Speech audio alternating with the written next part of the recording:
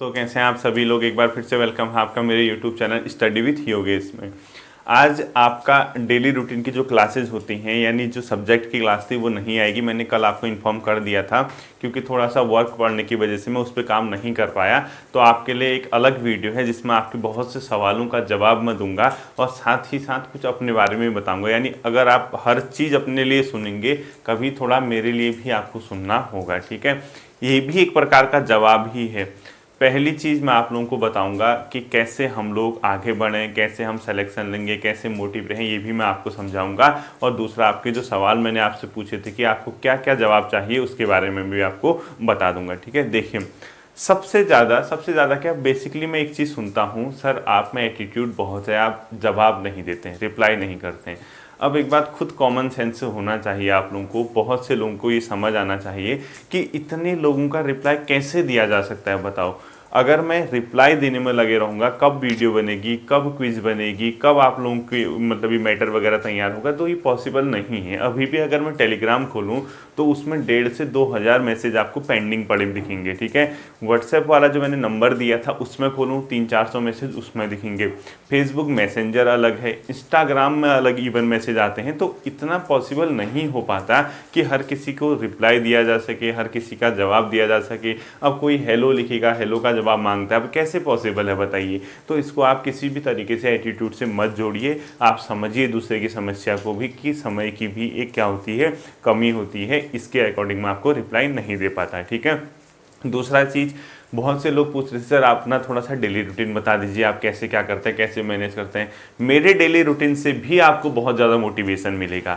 मैं ये समझ के, ये मान के चल रहा हूँ कि अधिकांश लोग अपनी परिवार के साथ, अपनी फैमिली के साथ रहते होंगे, और आप अधिकांश समय भी और नेचुरली मतलब जनरली आप रहते भी हैं। क्योंकि मान के चलिए जितने भी एस्पिरेंट्स हैं उसमें से 10% या 20% ऐसे होंगे जो आउट ऑफ फैमिली होंगे, फैमिली से दूर रह के तैयारी करते हैं। वरना अधिकांश लोग अपने परिवार के साथ रहते हुए ही क्या करते हैं, तैयारी करते हैं, ठीक है। तो जैसे आप लोग ये कह रहे थे कि सर अपना डेली रूटीन बता दीजिए, एक हल्का सा देखना मेरे रूटीन से ही आपको कितना पॉजिटिव मिलता है, आप लोग वो नोट करना। जैसे जनरली मैं क्या करता हूँ, मॉर्निंग में 7 AM के टाइम पे उठता हूँ, यानी 6:30-7 बजे के समय पे उठना। उसके बाद पहली चीज़, मैं यहाँ पर फैमिली के साथ नहीं रहता हूँ, यानी परिवार यहाँ पर नहीं है। तो उसके बाद क्या होता है, 7 से यहाँ तक आप मान के चलिए 9:30 से 6 तक मेरा क्या है, ऑफिस का टाइम है, ये ऑफिशियल टाइम है। और यहाँ से इसके बीच क्या करना होता है, ब्रेकफास्ट का वर्क प्लस वीडियो का वर्क। मतलब इस टाइम ही आपकी वीडियो बनती है, इसी टाइम ब्रेकफास्ट बनता है, और इसी टाइम और काम भी होता है। तो आप ये मान के चलिए इतना टाइम तो मेरा यहाँ, यानी टोटली इंगेज यहाँ पे, ठीक है। ये ऑफिस से रिटर्न का टाइम, यानी ऑफिस से वापस आना।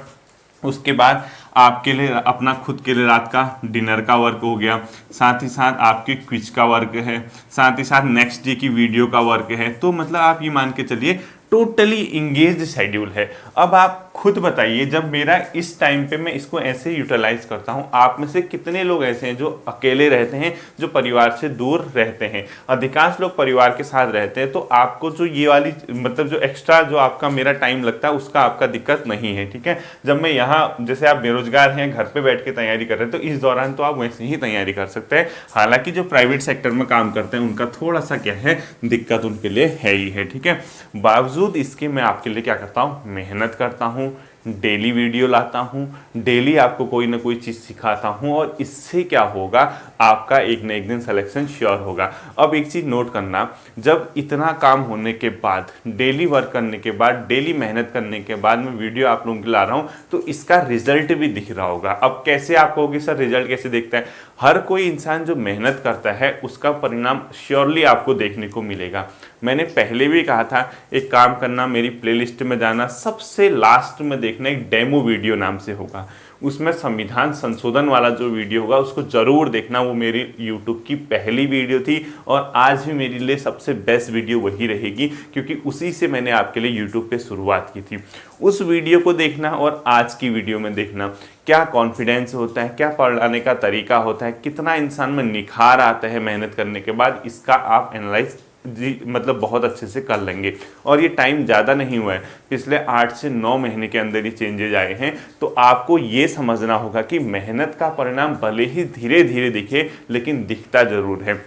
इसी का परिणाम ये है, बहुत से जो यूट्यूब पे तैयारी कराते हैं, बहुत से जो ऑफलाइन कोचिंग देते हैं, या बहुत से अन्य माध्यम से जो तैयारी करते हैं, वो भी आज के दिन 2 शब्द मेरे लिए बोलते हैं कि आप अच्छा काम कर रहे हैं। और ये मान के चलिए, अगर आप मेहनत करते हैं, आप काम करते हैं, इसका परिणाम आपको भले ही सडनली ना मिले, लेकिन श्योरली आपको इसका परिणाम मिलता है, और दुनिया आपकी पीठ थपथपाएगी, ये आप लोग मान के चलिए। ठीक है, तो ये तो था मेरे डेली रूटीन की बात, और इसको कैसे करना है, क्या करना है, आप लोग समझें।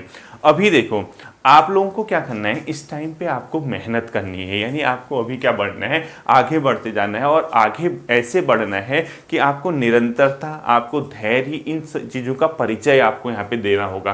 क्योंकि पिछला 1 से 2 साल हमारे देश में, क्या पूरे विश्व में बहुत ज़्यादा क्या रहा है, दुख भरा रहा है। इस कोरोना महामारी की वजह से कई चीज़ें ऐसी थी जो होनी थी। आपके लिए पुलिस की भर्ती आ जाती, आपके लिए पटवारी की आती, आपके कई एग्ज़ाम हो चुके होते, लेकिन ये हालात ऐसे हैं, इंसान को अभी अपना ज़िंदगी बचानी ज़्यादा महत्वपूर्ण हो चुकी है। तो आप लोग थोड़ा सा यहाँ पे क्या करना, धैर्य का परिचय देना। हालात सुधरेंगे, और हालात पहले की तरह सामान्य जब होंगे, यानी बहुत जल्दी आपके हालात सामान्य होने वाले हैं। क्योंकि जो कोरोना के केसेस हैं वो धीरे धीरे डिक्लाइन करने लगे, यानी एक प्रकार से दूसरी लहर पीक को क्रॉस कर चुकी है, और वो नीचे की ओर फॉल करने लग चुकी है। तो आप लोग ज़्यादा परेशान मत होना, आपको क्या करनी है, मेहनत करनी है। और इस मेहनत को करने में आप अकेले नहीं हैं, आपके साथ स्टडी विथ योगेश है, जो हमेशा आपकी पीठ थपथपाएगा। मान के चलिए, कभी डिमोरलाइज नहीं, कभी किताबों का प्रेशर नहीं, कभी डराना नहीं, इतने लाइटली, इतने प्यार से मैं आपको आगे बढ़ाऊंगा, आपको एहसास तक नहीं होगा। क्योंकि जब हम तैयारी करते हैं, जब हमें कोई समझाने वाला, बताने वाला नहीं होता, तब हमें वो चीज़ें टफ लगती हैं, यानी एक पहाड़ सा हमें लगता है। और उस पहाड़ को कैसे तोड़ना है, कैसे चीरना है, उसके लिए मैं आपके साथ हूँ। आपकी और मेरी दोनों की मेहनत मिलके आपको सफल बनाएगी। आप इस रास्ते में कभी भी ये मत सोचना कि आप अकेले हैं। आपको आगे बढ़ाने की जिम्मेदारी किसकी होगी, वो स्टडी विथ योगेश के साथ होगी। ठीक है, अब देखिए, हम लोग क्या करते हैं, हमारी ये जो है, अभी हम जिस एरा में है, जिस दौर में हैं, ये आप लोगों के एक स्टार्ट है। आप मान के चलिए, हम एक शुरुआत कर रहे हैं।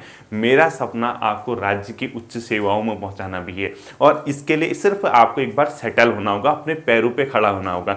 2 चीज़ें होती हैं, एक तो इंसान डायरेक्टली हायर ड्रीम देखता है, यानी उच्च सपने सजोता है कि मैं बड़े बड़े पदों पे जाऊंगा, और एक ऐसे कैटेगरी के लोग होते हैं जो सोचते हैं कि यार एक बार कैरियर सेटल हो जाए। मेरे हिसाब से जहाँ तक मैं मानता हूं, मैं सेकंड वालों के पक्ष में ज़्यादा रहता हूं कि आप एक बार अपना कैरियर सेटल कर लीजिए। यानी आपका एक बार भविष्य तय हो गया कि आप अपने पैरों पे खड़े होकर भूखे नहीं मर सकते हैं। जिंदगी में कुछ नहीं भी होगा, आपके पास इनकम होगी तो आप खा सकते हैं। इस लेवल का आपको मिनिमम बनना होगा। क्योंकि अगर आप डायरेक्ट ये सोचेंगे कि मैं उत्तराखंड स्टेट पीसीएस की तैयारी करूँ, अदर स्टेट पीसीएस की तैयारी करूँ, बहुत बढ़िया बात है, करना भी चाहिए, लेकिन वो ऐसे लोग कर रहे हैं जो अभी शुरुआत कर रहे हैं, यानी जिसकी स्टार्टिंग है वो कर सकते हैं। लेकिन जो थोड़ा मिड में पहुंच चुके हैं तैयारी करते हुए, वो सडनली अपना प्लान चेंज मत करना। तो आपको क्या करना है, एक हिसाब से अपना कैरियर सेटल करना है। कैरियर सेटल करने के बाद जब आप एक बार खड़े हो जाएंगे अपने पैरों में, राज्य की उच्च सेवाओं में पहुंचाने में फिर मेरा सहयोग आपको होगा। वहां आपको प्रीलिम्स की तैयारी, वहां आपको मेंस की तैयारी कराई जाएगी। और हमारा जो सपना है कि हमारे राज्य के जो युवा है, जो बेरोजगार युवा है, जो ग्रामीण क्षेत्र से आते हैं, जिसको अच्छी खासी तैयारी नहीं मिल पाती, या जो गरीब घरों से होते हैं, चाहे वो कहीं से भी हो, उनको तैयारी कराना मेरा क्या है, मकसद है। ठीक है, और ये मकसद हमेशा आगे आपको देखने को मिलेगा। अब देखो, सबसे बड़ा बात क्या है, जो जिंदगी है यानी लाइफ है ना, उसमें क्या हो रहा है आज के टाइम पे, आप जिंदगी को बचाने के लिए एक चीज़ हर कोई कर रहा है। हल्दी दूध का सजेशन सब दे रहे हैं कि हल्दी दूध पीजिए, इम्यूनिटी बढ़ती है। काढ़ा 2-2, 4-4, 5 बार पिया जा रहा है। ऐसे इंसान जो शराब पीते थे वो भी काढ़ा पीते हैं। क्यों? लाइफ को बचाना है। और इसलिए लाइफ को आप बचा रहे हो क्योंकि आप क्या कर सको, आगे का समय देख सको। ये समय ही ऐसा चल रहा है। तो अगर लाइफ बची तो आपके साथ एक और चीज़ होने वाली है, और वो क्या होगी, आपका कैरियर है कि नहीं, यानी आपके पास जॉब है या नहीं। जिस प्रकार से ज़िंदगी बचाने के लिए काढ़ा पिया जा रहा है, उसी प्रकार से लाइफ को सेटल करने के लिए मेरी पढ़ाई भी घुट्टी का आपने आनंद लेना है। यानी जो मैं पढ़ाता हूँ, जो सिखाता हूँ, उस पर मंथन करना बहुत ज़रूरी है। उस पर मंथन करोगे, उस पर मेहनत करोगे तो निश्चित रूप से सफल हो जाओगे। कोई भी दुनिया की ताकत आदत आपको रोक नहीं सकती है। और सबसे ज़्यादा आप पे कोई भरोसा करता है, आपकी फैमिली से अगर कोई ज़्यादा भरोसा करता है वो मैं हूँ। यानी आपको आपसे ज़्यादा भरोसा मैं मतलब आप पे मैं करता हूँ। क्यों?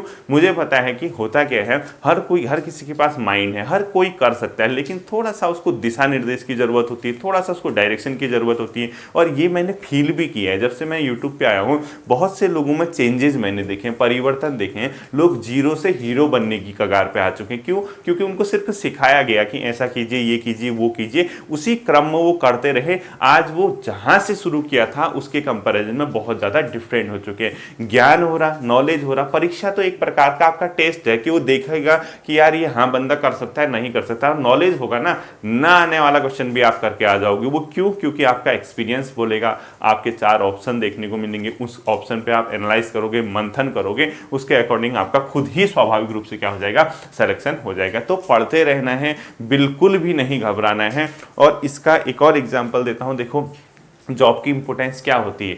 भगवान न करे कभी किसी के घर में कोई ट्रेजेक्ट्री हो या कोई मतलब इस प्रकार की अनहोनी हो जिससे किसी के मतलब जो जिस पे आश्रित हैं उसको भगवान छीन ले। मैं नहीं चाहता कभी किसी के साथ ऐसा हो, लेकिन कभी हो जाता है। किसी अनहोनी को कोई नहीं जानता। उस समय अगर आपके पास जॉब है ना, एटलीस्ट हम क्या खाएंगे वाली कंडीशन कभी नहीं आती है। तो आपका सेटल होना आपके साथ साथ 5-6 जो भी परिवार है आपका, सब पे डिपेंड करता है। ठीक है, तो आप लोग मेहनत करेंगे, पूर्ण तरीके से आप लोग इस पे समर्पित रहेंगे और इसी तरीके से आप लोग आगे बढ़ेंगे जैसे मैं आपको लेके चल रहा हूं। और आप लोग कर सकते हैं, जिंदगी में आप बेहतर से बेहतर करेंगे, ये मेरा पूर्ण आपसे विश्वास है। ठीक है, कम संसाधन आपके पास भले ही हैं, आपके पास बहुत ज़्यादा किताबें ना हो, आपके पास बहुत ज़्यादा रिसोर्सेज ना हो, आपके पास बहुत ज़्यादा मतलब इस समझाने वाले ना हो, मिनिमम रिसोर्सेज में भी आप मैक्सिमम रिजल्ट दे सकते हैं। वो कैसे दे सकते हैं, फिर मैं अपना एग्जांपल दूंगा।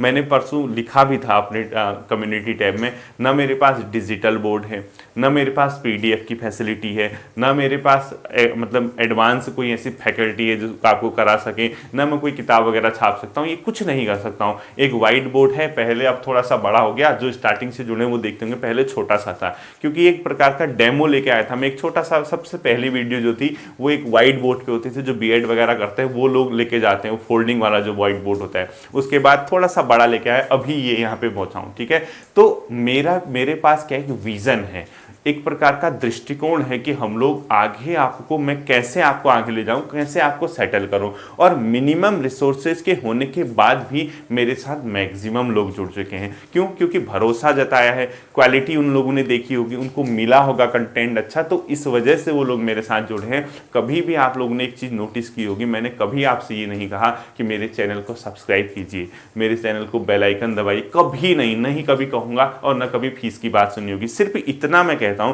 कि शेयर जरूर कर देना। उसका क्या फायदा होगा, जिसको नहीं पहुंच रही है ये चीजें उस तक पहुंच जाए। क्योंकि बहुत से लोग, देखो आप लोग आज जुड़े हैं, आपको भी तो किसी ने शेयर किया होगा, आपको भी तो किसी ने सजेस्ट किया होगा, इसीलिए तो आप लोग मेरे साथ जुड़ रहे हैं। मैं तो कभी नहीं कहता, इसीलिए मैं कह रहा हूं जो जिसको जरूरत है, जो नीडी है, उनको आप लोगों ने इसको पहुंचाना है। ठीक है, ये तो मैं अपने बारे में बता रहा था। अब देखिए, सिलेक्शन तो लेंगे ही लेंगे, जैसे कि मेरे थंबनेल पे लिखा है, स्टूडेंट के लिए सब कुछ करेगा ये बंदा। ठीक है, और होगा ही होगा। अब आता है आपके सवालों का जवाब। सवालों का कैसे जवाब दिया जाता है, देखिए मैक्सिमम सबसे ज़्यादा 2 क्वेश्चन मेरे से पूछे गए हैं आज तक। अधिकांश लोगों ने 2 टाइप के क्वेश्चन मुझसे पूछे हैं। उस क्वेश्चन में पहला है, क्या आपकी वीडियो इनफ है सिलेक्शन के लिए।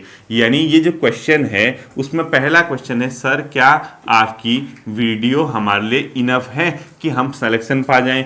या दूसरा क्वेश्चन, सर डेट और ईयर को कैसे याद करें। ठीक है, ये क्वेश्चन जो सबसे ज़्यादा मुझे दिखा है आज तक का, कि सर क्या आपकी वीडियो इनफ है, सर क्या डेट और ईयर को कैसे याद किया जाए। देखिए दोनों का बहुत शानदार तरीके से मैं जवाब दे सकता हूं, और मैं मान के चलिए कि आपको सेटिस्फाइड भी कर दूंगा इन जवाबों से, और आप स्वीकार करने लग जाएंगे। देखिए, मेरी वीडियो इनफ है या नहीं है, ऐसा पूछने वाले मेरी नज़रों में थोड़ा सा डरते हैं किताबों से। क्यों? होता क्या है, समझाने वाला अगर कोई होता है वो इजीली समझ आ जाता है, लेकिन अगर चीज़ों को किताब के माध्यम से पढ़ा जाए थोड़ा सा टफ लगता है। वो ऐसे लोग जो ये कहते हैं कि आपकी वीडियो से हो जाएगा, वो मेहनत बहुत करते हैं, मैं ये मानता हूँ, लेकिन उनके साथ थोड़ा दिक्कत क्या है, किताब पढ़ने में उनको थोड़ा सा असमंजस होती है, उनको समझ नहीं आता। तो वो ये चाह रहे हैं कि सर की वीडियो मैक्सिमम पढ़ा जाए, एक एक पॉइंट उसको देखा जाए, हर चीज़ उस पर कवर की जाए और हम सिलेक्शन ले लें। देखिए, मैं उन लोगों से सिर्फ ये कहूँगा, मेरी ही वीडियो पढ़ने से आपका सिलेक्शन नहीं हो सकता है। ठीक है, साफ बात, सीधी बात, सिर्फ मेरी वीडियो से पढ़ने से सिलेक्शन नहीं हो सकता है। लेकिन पीछे लगा दिया लेकिन, ध्यान देना, मेरी कही हुई बातों से सिलेक्शन हो सकता है। यानी वीडियो के कंपैरिजन में मेरी बातों पे ज़्यादा फोकस करना। वीडियो एक माध्यम है आप तक पहुंचाने का, चीज़ों को आप तक ले जाने का, और वीडियो पर डे कितना 30 मिनट 35 मिनट की आती है और एक दिन 24 घंटे का होता है। तो अधिकांश समय तो आप है ना अपने किताबों के पास, मैं तो हूँ नहीं। मैं आपके पास होता, आपके साथ होता, दिन का मैक्सिमम समय आपके साथ बिताता, तो मैं कह देता मेरे साथ रह के हो जाएगा।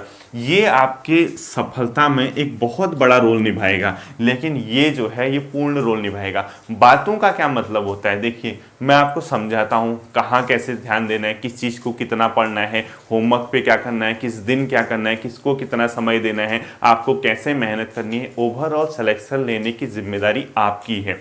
मैंने पहले भी कहा, आज भी कह रहा हूँ, भविष्य में भी कहूँगा, आपकी सफलता के लिए सिर्फ आप जिम्मेदार हैं, आपकी सफलता के लिए सिर्फ आप जिम्मेदार हैं, और आपकी असफलता के लिए भी सिर्फ आप जिम्मेदार हैं। कोई दूसरा व्यक्ति आपके लिए जिम्मेदार नहीं होगा। आप सफल होते हैं, क्रेडिट लीजिए, खुल के लीजिए, और सिर्फ आप उसके हकदार हैं, और आप असफल होते हैं तब भी सिर्फ उसके आप हकदार हैं, आपको उसको स्वीकार करना होगा। तो ध्यान रखना, मैं कभी नहीं कहूँगा मेरी वजह से सिलेक्शन हुआ, सिर्फ मेरी वीडियो आपको सिलेक्शन नहीं दे सकती हैं, मेरी बातें आपको हमेशा सिलेक्शन देंगी। इन दोनों का आपको कॉम्बिनेशन बनाना होगा, साथ में आपको इसके लिए मेहनत करनी होगी। ये दोनों सब चीज़ें सब मिल जाती हैं तो ऊपर वाला का आशीर्वाद रहता है, ऊपर वाला देखता है कि बंदा डिजर्व करता है, मंजिल खुद ब खुद कहती है आ बेटा आ मेरे पास आ, मैं तेरा इंतजार कर रही हूँ। ये वास्तविक है। ठीक है, तो वीडियो के साथ साथ बातों को ध्यान दीजिए, कैसे पढ़ा रहा हूँ, कैसे आगे बढ़ना है, इन चीज़ों को फोकस कीजिए, आपका सिलेक्शन निश्चित है। आप डरते हैं किताबों से, डरिए मत, उसका सामना कीजिए। जब तक सामना नहीं करेंगे तब तक आप डरते रहेंगे। किताबें कुछ अनोखी नहीं होती, किताबें आपको ज्ञान देती हैं, किताबें आपको चार आदमियों के बीच में बोलने लायक बनाती हैं, समाज में सर उठा के चलने लायक बनाती हैं। अज्ञानी होगे अंधकार दिखेगा, ज्ञानी होगे तो मतलब हमेशा उजाला दिखेगा, प्रकाश दिखेगा। चार आदमियों के बीच, चार मतलब जो समाज है, सोसाइटी के बीच जाओगे, सीना चौड़ा करके जाओगे, लोग कहेंगे, पीठ थपथपाएंगे, बंदे के अंदर ज्ञान है, नॉलेज है, हजारों लोग सलाह लेंगे। सरकारी नौकरी पाना ही ज्ञान का परिचायक नहीं होता, अन्य चीज़ों में भी ज्ञान का रोल होता है। ठीक है, तो किताबों का सामना कीजिए, जो बताई गई है उसको देखिए। दूसरा चीज़ आता है डेट और ईयर कैसे याद करें। देखिए, डेट और ईयर के लिए कोई अनोखी चीज़ नहीं होती है याद करना, प्रैक्टिस पे डिपेंड करता है। पहली बात ये कह रहा हूँ कि पेपर जो होता है उसमें कितनी डेट या ईयर आती है, जितना आप पढ़ रहे हैं इतना कुछ नहीं आता वहाँ। 4 या 5 क्वेश्चन, 5-6 क्वेश्चन अधिकतम डेट और ईयर से, या 8 या 10 क्वेश्चन डेट और ईयर से आते हैं, तो इतने में इतना परेशान होने की ज़रूरत है ही नहीं। डेट और ईयर को कैसे याद करना है ये डिपेंड करता है कि क्वेश्चन क्या है। इस क्वेश्चन को पहचानने का आपको तरीका आना चाहिए कि किस क्वेश्चन का वो डेट ईयर पूछ सकता है और किस क्वेश्चन से वो अदर फैक्ट पूछ सकता है। ठीक है, लोकसभा में उत्तराखंड राज्य विधेयक कब पास हुआ, कब कह रहा है तो डेट कहेगा। ठीक है, कहां पास हुआ कभी नहीं कहेगा। यानी आपको ये देखना है किस क्वेश्चन की प्रवृत्ति कैसी है कि उसका डेट पूछे या ईयर पूछे। आप लोगों को क्या करना है, इस डेट और ईयर के लिए कोई एक्स्ट्रा टाइम या एक्स्ट्रा यूनिट अपना नहीं लगाना, आपको सिर्फ डेली उसको एक बार देखना है। मेन चीजों के पूछेगा, क्वेश्चन की प्रवृत्ति देखना। कोई इंसान अगर आपसे अपने मन से क्वेश्चन बना के उसका डेट पूछ देता, वो गलत बात है। श्रीदेव सुमन के बारे में पूछेगा तो उससे डेट पूछने की संभावना ज़्यादा रहती है कि वो कितने दिन रहे, कब उनकी मृत्यु हुई, कब उनका जन्म हुआ, तो वहाँ पे आपको डेट पूछेगा। ठीक है, और कहाँ नहीं पूछेगा वो अलग चीज़ है। इसके बारे में मैंने आपको पहले भी बताया था। इसका एकमात्र तरीका है, आप इसको चीज़ों को रिवाइज कीजिए और सिर्फ डेट मत पढ़िए। आपको कॉन्सेप्ट समझना है, आपको एक लय से पढ़ना है, एक तरीके से पढ़ना है, उसके बाद आपको ये डेट और ईयर क्या हो जाएगी, ईजिली याद हो जाएगी। तो डेट और ईयर याद करने का सबसे बढ़िया तरीका मैं पहले भी बता चुका हूं, आपको उस डेट और ईयर के इवेंट पे ध्यान देना है। उसकी घटना क्या हुई थी, घटना महत्वपूर्ण, तो डेट और ईयर महत्वपूर्ण, घटना महत्वपूर्ण नहीं तो वो डेट और ईयर बिल्कुल महत्वपूर्ण नहीं, किसी भी काम की नहीं। ठीक है, तो आप क्या करेंगे, इसके लिए रिवाइज करेंगे, इसकी घटना पे जाएंगे, क्या घटना थी, उस घटना के इंपोर्टेंस को समझेंगे, अपने आप से पूछना, नेट में सर्च करना कि क्या ये घटना इतनी महत्वपूर्ण है कि इसका डेट पेपर में पूछा जा सकता है या ईयर पेपर में पूछा जा सकता है। जवाब मिल जाएगा नहीं, घटना इंपोर्टेंट नहीं है, डेट और ईयर पढ़ने की जरूरत नहीं है। ठीक है, ये आप लोग ध्यान देना। देखिए अब देखिए इसके बारे में सबसे बढ़िया चीज, जब पेपर होगा आपके पास 100 मार्क्स का एक पेपर आएगा। ठीक है, अभी आपके पास डेट और ईयर के 1000 2000 आपके पास चीजें होंगी, 1000 से ऊपर डेट होंगे, ईयर होंगे, दिमाग खराब होगा, कैसे पढ़े क्या पढ़े। इस दिमाग पे भी तो भरोसा करो, भरोसा करो अपने माइंड पे। जब पेपर होगा, पेपर में इतने डेट और ईयर नहीं दिखते, 4-5 दिखती हैं, 6-7 दिखती हैं,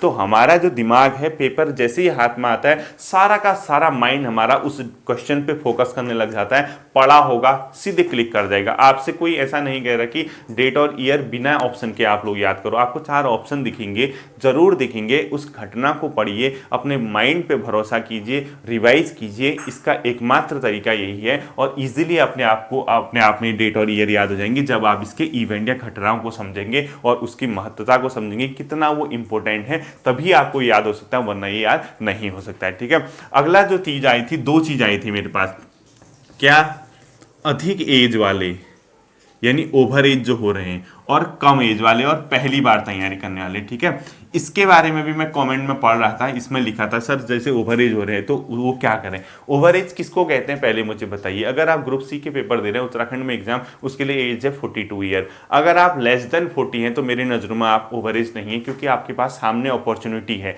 आपके पास मौका है, आप इस मौके को भुनाइए। आप 35 से 40 के बीच है तो आप ओवर एज नहीं हैं, आप मान के चलिए अभी भी ये मौका है, भले ही अंतिम मौका क्यों ना हो, अंतिम मौके में भी लोग चौका मारते हैं। ठीक है, उसी को सिकंदर कहते हैं, उसी को बाजीगर कहते हैं, जो अंतिम समय में क्या करता है, गेम को पलट देता है। तो आपके पास अगर 40 से लेस है तो आप ओवर एज नहीं है, आपके पास ये मौका है, आप इस एग्जाम को क्रैक कर सकते हैं। डेडिकेशन दिखाइए, मेहनत दिखाइए। जब आपको पता है अंतिम चांस है, जब इंसान के पास लास्ट मौका होता है, वो ज्यादा मेहनत करता है, डबल मेहनत करता है, और वो ये ठान के रहता है कि मैं करके दिखाऊंगा। कम एज वाले और पहली बार तैयारी करने वालों का भी आया था, सर 6 महीने से तैयारी कर रहे हैं, जनवरी से आपकी वीडियो फॉलो कर रहे हैं लोग, इतने समय से तैयारी कर रहे हैं, क्या हमारा सिलेक्शन हो सकता है, नहीं हो सकता है? मेरी नज़रों में बिल्कुल हो सकता है। कोई एडवांस नहीं करना, कुछ एक्स्ट्रा नहीं करना, वो आप तय करेंगे कि आप सिलेबस पढ़ रहे हैं। आपके पास सबसे बड़ा पॉजिटिव क्या है जो कम एज वाले हैं, कि आपके पास दिमाग में खिचड़ी नहीं बनी है, मतलब इधर उधर के क्वेश्चनों की। आपके पास सीमित मैटर है, आप पहली बार तैयारी कर रहे हैं, आप ज़्यादा जोश के साथ करेंगे और आपका हो सकता है कि पहले बार में ही नैया पार हो जाए।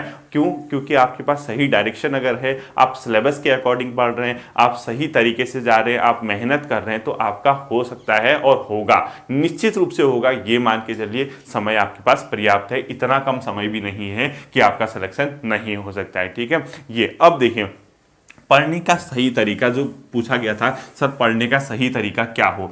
आपको मैं कोई ये नहीं बताऊंगा कि आपको क्या क्या सब्जेक्ट कभी किस टाइम पढ़ने का जो सही तरीका है उसके लिए क्या करना है। देखिए बहुत सी किताबें होती हैं, बर्डन होता है, किताबें आगे पीछे होती है, तो हम लोगों के पास बर्डन होता है। आपको क्या करना है, जैसे जो सिलेबस है ना, उसके टॉपिक को निरंतर खत्म करना है, और भले ही इसमें 2 महीना 3 महीना लगे, तो ये मान के चलिए जब आप सिलेबस के टॉपिक कवर कर लेंगे तो आपका जो किताब है, सपोज आप लूसेंट से पढ़ रहे हैं, परीक्षा वाणी से पढ़ रहे हैं, या जीएस की कोई किताब पढ़ रहे हैं, तो अगर आप सिलेबस के टॉपिक वाइज पढ़ रहे हैं तो टॉपिक वाइज क्या होगा, आज एक टॉपिक, कल दूसरा, परसों तीसरा, ऐसे चलते चलते टॉपिक बनोगे। टॉपिक कवर होने के अंदर आपके अंदर कॉन्फिडेंस आएगा कि यार मैं सिलेबस कवर कर रहा हूं। दूसरा क्या फायदा होगा, वो जो किताब है वो भी तो सिमटेगी। अगर आप लूसेंट जीएस पढ़ रहे हैं और सिलेबस के टॉपिक पढ़ रहे हैं तो वो भी तो छोटी होती जाएगी ना, क्योंकि आपने सिलेबस निकाल दिया।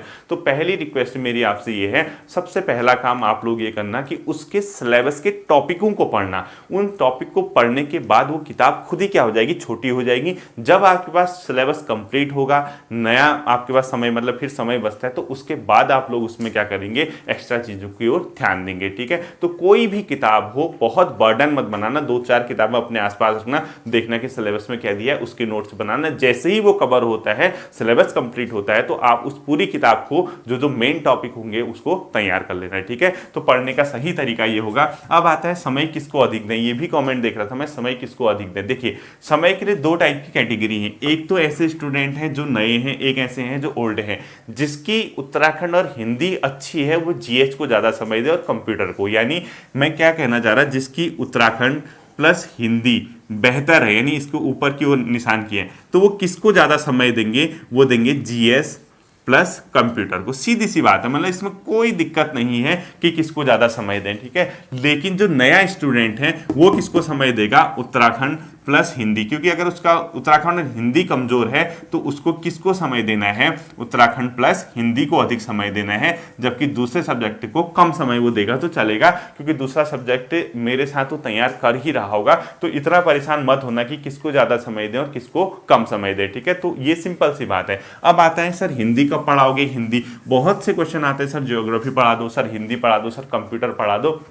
समय अपने आप आ जाएगा, परेशान होने की ज़रूरत नहीं है। मैं आपसे बेहतर आपके लिए रणनीति बना रहा हूँ। जब हमारी इकोनॉमी और पॉलिटी का सेक्शन और उत्तराखंड साथ साथ चल रहा है, तो ये जैसी एंड होगा आपके लिए क्या चीज़ें आएंगी, हिंदी आपके लिए आएगी, हिंदी की क्लासेस दूंगा। जब तक हिंदी की क्लास नहीं आती, जो आपके हाथ में है, विलोम शब्द आप पढ़ सकते हैं, पर्यायवाची आप पढ़ सकते हैं, बेसिक चीज़ें आपको जो हिंदी के मैंने पत्रकारिता वाला चैप्टर पढ़ा रखा है, प्लेलिस्ट में जाइए उसको तैयार कीजिए। हिंदी में वाक्य वाला चैप्टर करा दिया, हिंदी में संधि करा दी, ये सब करा दिया, तो इसको तैयार कीजिए, ठीक है। अगला क्वेश्चन था सर समाज सिलेबस में नहीं है, साइंस सिलेबस में नहीं है, क्या करना है। मैं आपसे कहूंगा फिलहाल मत पढ़िए, साइंस पढ़ने की जरूरत नहीं है, क्योंकि इस बार के नए सिलेबस में उसने साइंस नहीं दी हुई है, तो साइंस आपको पढ़ने की जरूरत नहीं है। दूसरा समाज भी पढ़ने की जरूरत नहीं है, क्योंकि वो आउट ऑफ सिलेबस है। वो सब तब करना जब आपका पूरा सिलेबस कंप्लीट है, यानी आप पूरा सिलेबस कंप्लीट करके बैठ गए तो एक दिन, 2 दिन, 3 दिन ऐसा करना, समाज पढ़ लेना कि यार चलो क्या पता क्वेश्चन पूछ दे, ठीक है।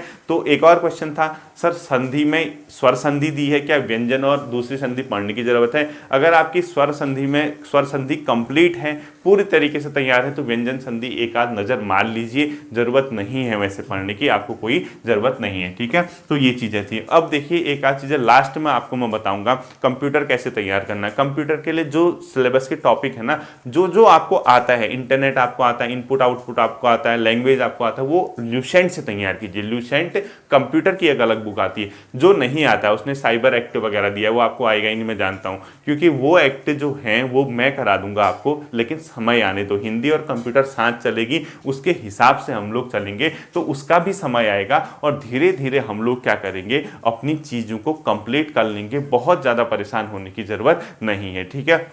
अब आता है last question, 2-3 question. Sir exam कब होगा। अभी नर्सिंग का पेपर है सर 28 को, क्या अगले महीने एग्ज़ाम हो जाएगा।